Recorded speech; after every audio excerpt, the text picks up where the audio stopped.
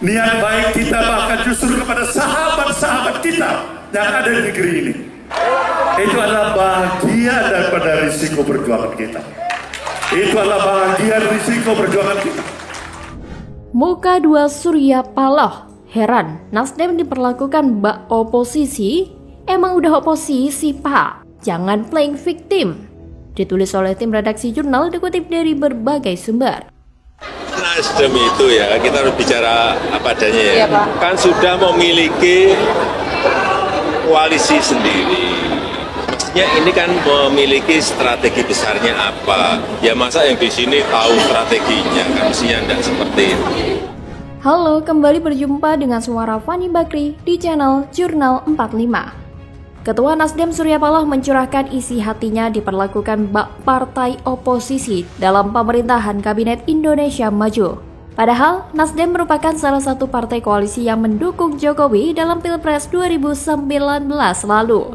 Surya Paloh mengaku bukannya tidak mampu melakukan perlawanan, bahkan sekecil-kecilnya semut ketika diinjak, dia juga akan melawan.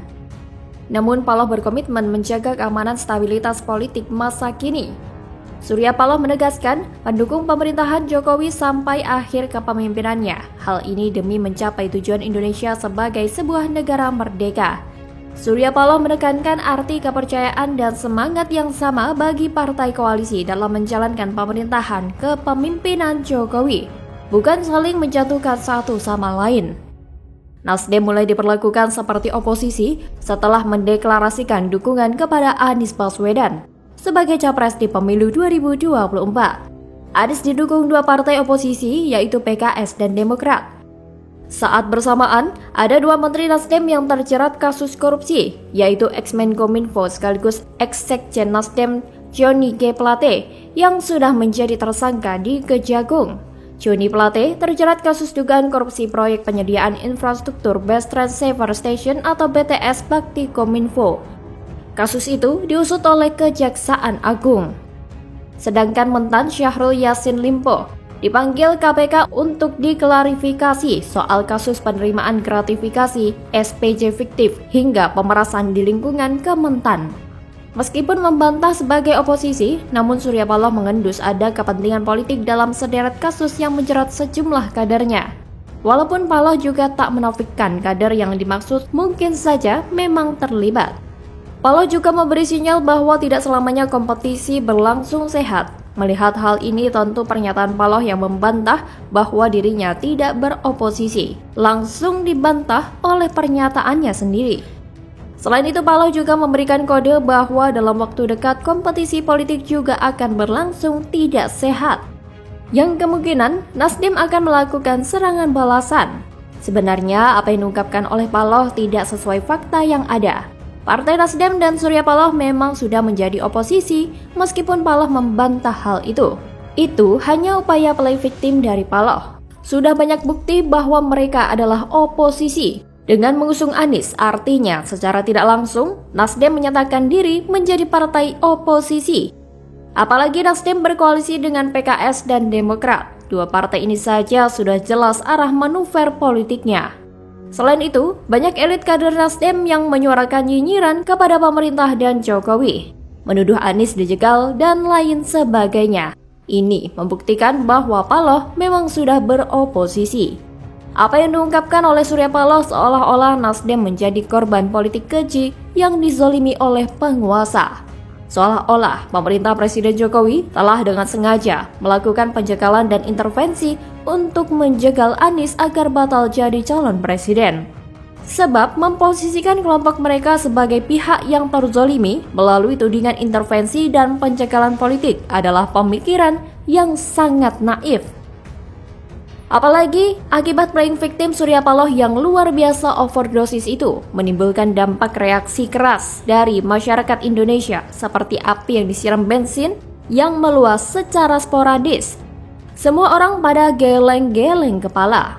Memang iya, politik berkepentingan besar merekayasa opini publik demi kepentingan kredibilitas partai mereka. Namun rekayasa pembentukan opini yang dilakukan oleh gerombolan Surya Paloh ini sudah jauh dari kearifan akal sehat manusia.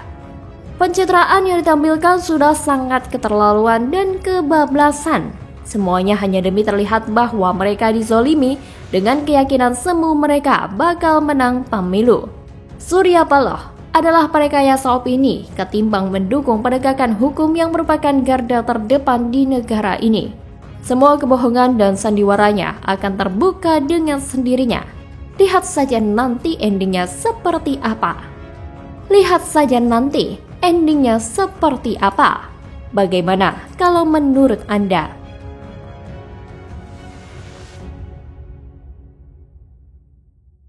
Tapi buat Bung Adian, kalau Anies ini menjadi capres, saya tidak mengatakan setuju atau enggak ya, tapi bagus atau enggak sih? Analisa Adian Napitupulu menilai Pilpres 2024 cuma diikuti Ganjar dan Prabowo, Anies bakal gembos. Koalisi perubahan dipastikan hancur lebur. Ditulis oleh tim redaksi jurnal, dikutip dari berbagai sumber. Dari cara pandang saya, Ya.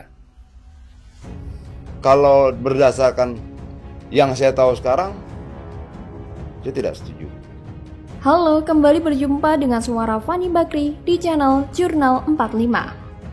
Politikus PDI Perjuangan Adian Napitupulu memprediksi Pilpres 2024 hanya akan diikuti dua calon, yakni Ganjar Pranowo dan Prabowo Subianto. Sementara itu menurut Adian, bakal calon presiden lainnya, Anies Baswedan, tak akan menjadi peserta dalam kontestasi 5 tahunan tersebut. Adian mengatakan hal itu berdasar hitung-hitungan dirinya terkait kemungkinan suara Anies tergerus sejak awal. Adian kemudian dikonfirmasi lagi jika sosok bakal calon tersebut adalah Anies. Menurut Adian, suara Anies sebelum Pilpres sudah tergerus dan kembali ke suara pemilik asal, yakni Ganjar dan Prabowo. Gimana ya? Ada banyak hal yang harus ditanya sama dia tentang sikapnya, terkait tentang banyak hal gitu loh.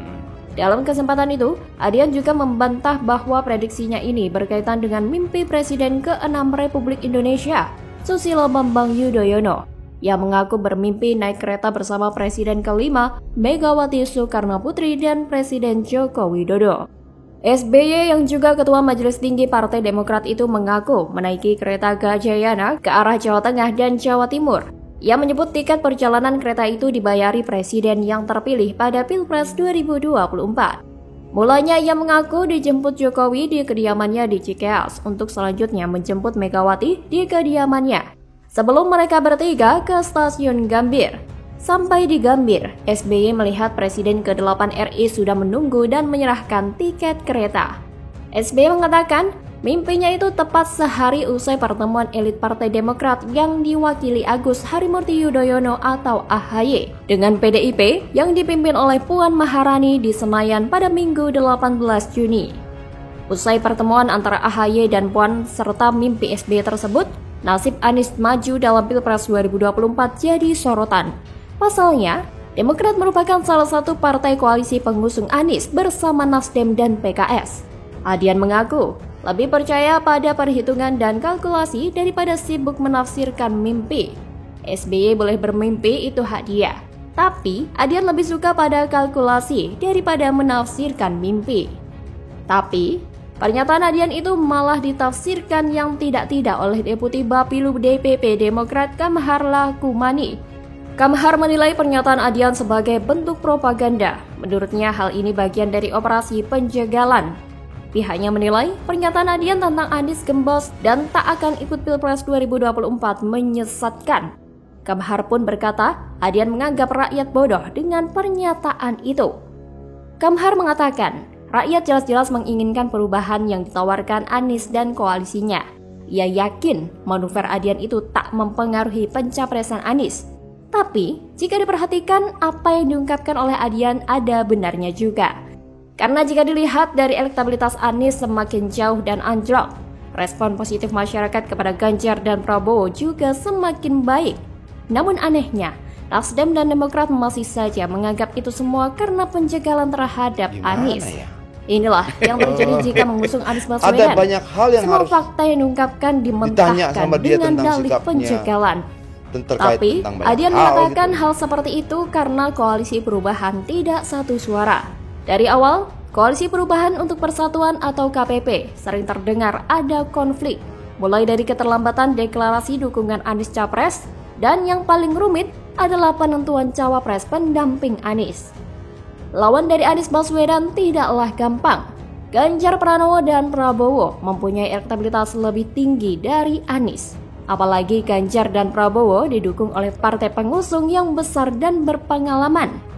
KPP akan kesulitan menghadapi koalisi lain. Apalagi belum lama ini, Ketum Partai Demokrat bertemu langsung dengan Puan Maharani elit PDI Perjuangan.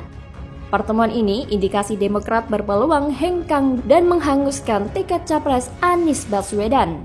Bagaimana kalau menurut Anda?